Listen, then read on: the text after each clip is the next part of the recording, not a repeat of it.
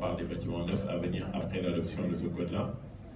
On a les bâtiments industriels, artisanaux, les magasins de stockage et entrepôts qui sont également exclus, les bâtiments agricoles à usage non résidentiel, les bâtiments exigeant des conditions intérieures particulières telles que les serres, les entrepôts réfrigérés, etc.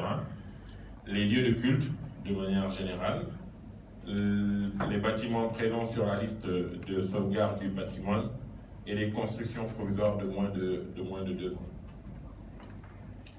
Les exigences portent essentiellement donc, sur le coefficient de transmission thermique, donc le fameux U des composantes de l'enveloppe, le facteur solaire de la fenestration, le ratio d'ouverture sur mur, la puissance de l'éclairage installé et le ratio d'efficacité énergétique des systèmes de conditionnement d'air.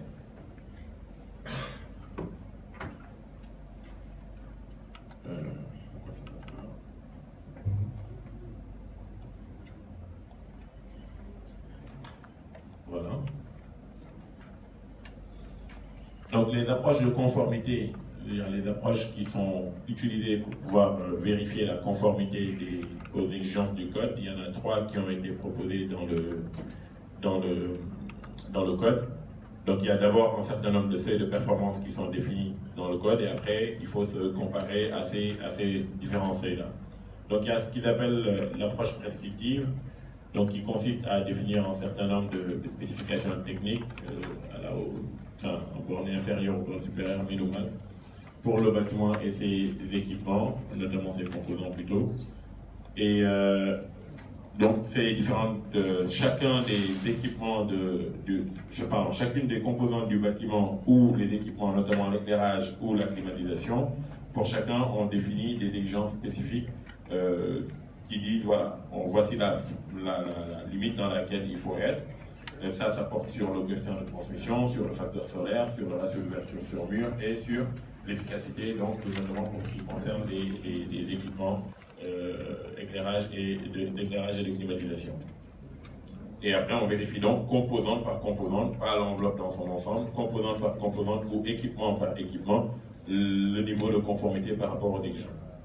Il y a ce qu'on appelle l'approche par compromis, qui est en fait la même chose que l'approche d'avant, sauf que cette fois-ci, on calcule des valeurs équivalentes. C'est-à-dire, on prend tout le bâtiment, au lieu de prendre composante par composante, on le modélise comme un ensemble et on calcule le coefficient de transmission thermique équivalent, par exemple, de l'ensemble des parois et on se compare à une valeur de référence et on voit est-ce que oui ou non le bâtiment respecte ou pas. Même chose pour le ratio d'ouverture sur mur, etc. Et là, par les zones climatiques, c'est un peu la problématique que Siriki soulevait hier sur le fait que le zonage impacte le code puisque les valeurs ont été définies ici par rapport aux différentes zones climatiques. Et enfin, il y a ce qu'ils appellent l'approche performantielle ou l'approche du budget énergétique, donc qui consiste à définir une valeur de référence et après à faire tourner à modéliser le bâtiment de manière numérique. En fait, c'est toutes les technologies techniques, de simulation thermique dynamique par exemple, où on dessine le bâtiment, on définit les matériaux, on définit les équipements qu'il y a à l'intérieur, on caractérise ces équipements-là, on fait tourner le modèle et on regarde justement la consommation énergétique par rapport à une consommation énergétique de référence et on dit est-ce que oui ou non on a rempli les exigences ou pas. Donc voilà un peu les principales approches d'évaluation de la conformité. Il y a un certain nombre d'exigences qui ont été intégrées, d'ailleurs ça fait partie des observations, on pourra y revenir je pense.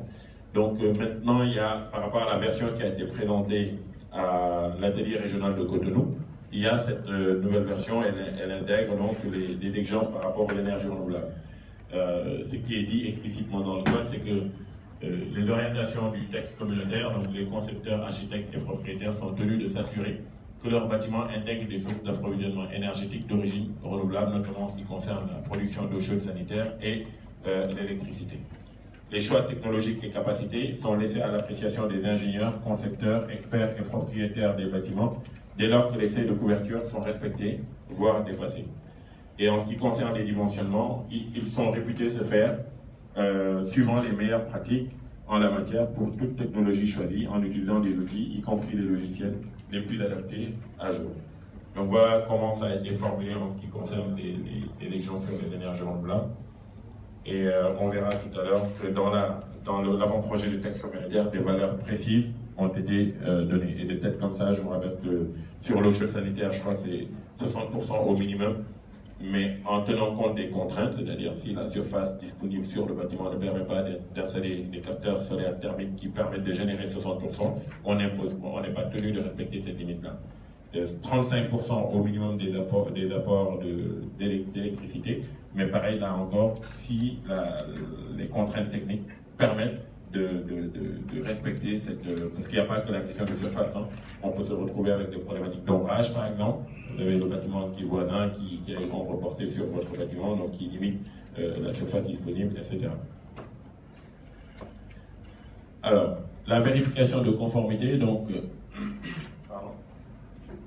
Donc elle est faite donc, à travers des fiches techniques qui précisent donc la performance technique, la conformité des plans et des devis de construction ou rénovation majeure.